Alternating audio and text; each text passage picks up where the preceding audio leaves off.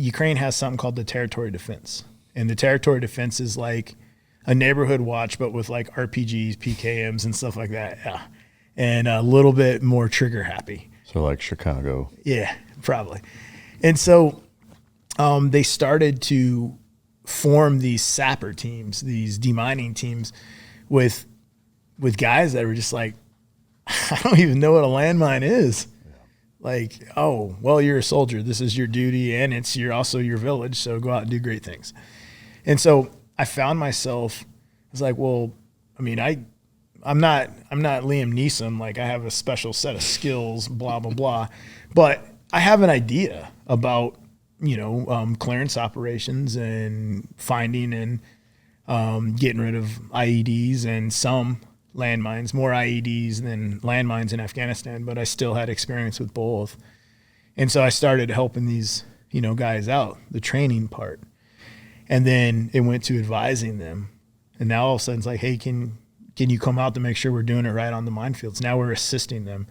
And through training, we're starting to get more guys. So I'm doing the entire SF mission as this unpaid humanitarian that just quit his job that was paid, very nice pay, and headed over without a clear goal. But what I did, and it's the same thing that special operators or really anybody in the military is good at, is I'm going to find work, and I'm going to find a way to benefit or to make this situation better. You're always improving your foxhole, right? Well, this, I saw a need, and so I just started talking. And then next thing you know, it's like, yeah, dude, absolutely. So now we're training via assisting. And before I left from that first trip, I started to see the need for equipment. So I would go home. So I went home and I was like, all right, let me, buy some equipment for these guys. I'll just, I'll see if anybody's interested in helping me. Maybe I can get, a couple $1,000 for detectors and stuff. And did a few posts, and I, brought in money. And so I started buying up equipment for them. And then I went back in August to September of 22. And I started getting with other units and training them up, and then training them on these detectors that I used in Afghanistan. And donating all this equipment over, then there would be another unit. So I'd go home, and this time I was like, well, if people are going to donate to me, I need to make this beneficial for them as well. So we created the 501c3, so people got tax breaks for it. And then I just started, I went back in November to December of 22, doing the same thing again, brought over like 50 detectors, and trained a bunch of groups up on them, would help them out the best I could, donate all the equipment over, and then here's another need.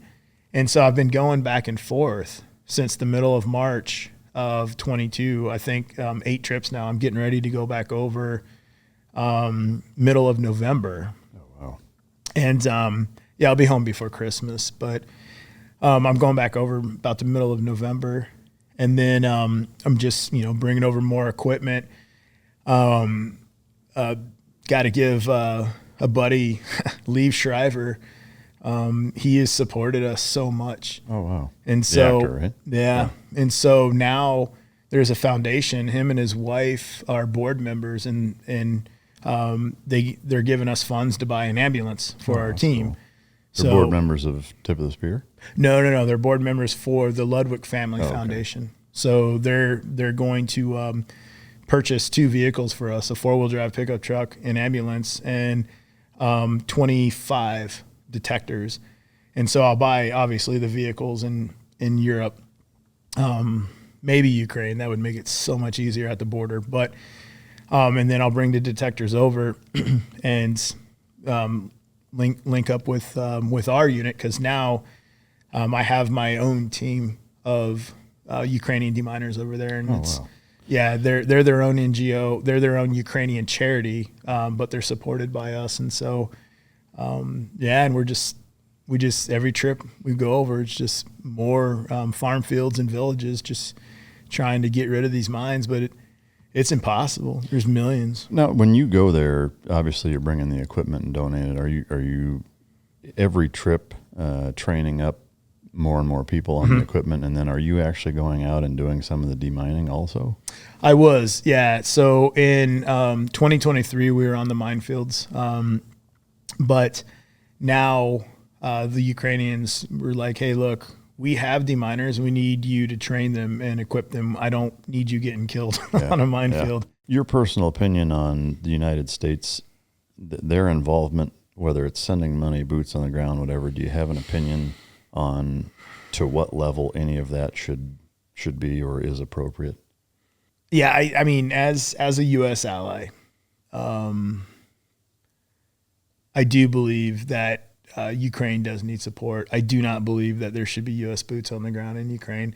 I believe the deterrent in the NATO countries of U.S. presence there should be okay. Actually, I got what I believe. Sorry, No, that's all right. I got to tiptoe around it, man, because, again, I work there. Yeah. But this is my belief. No, there should not be U.S. boots on the ground in Ukraine. Yes, the Ukrainians should be supported, but that support should come with a extreme amount of what's the word I'm looking for? Accountability, yeah. Cradle to grave, end users. Every single dollar, every single cent, every single piece of equipment, all of that needs to have. Like you want to hire. What were you saying? How many people? 300 or 3,000? 3,000 people. The GAO. 3,000. You want to hire that amount of people? Then do it with people that are holding this military equipment and these monies. They're holding the end user accountable for them, so it doesn't get caught up in corruption. It doesn't get caught up in it just doesn't disappear. Well, yeah, I mean, I think. I would say probably most veterans look at the level of accountability that exists within the U.S. military for night vision, for weapons, for top secret information, for everything. Is at such an extreme and anal retentive level where your career is over if you lose, a set of nods, or I lost my fucking Mark 46. Well, you're fucked. You're out. Mm-hmm.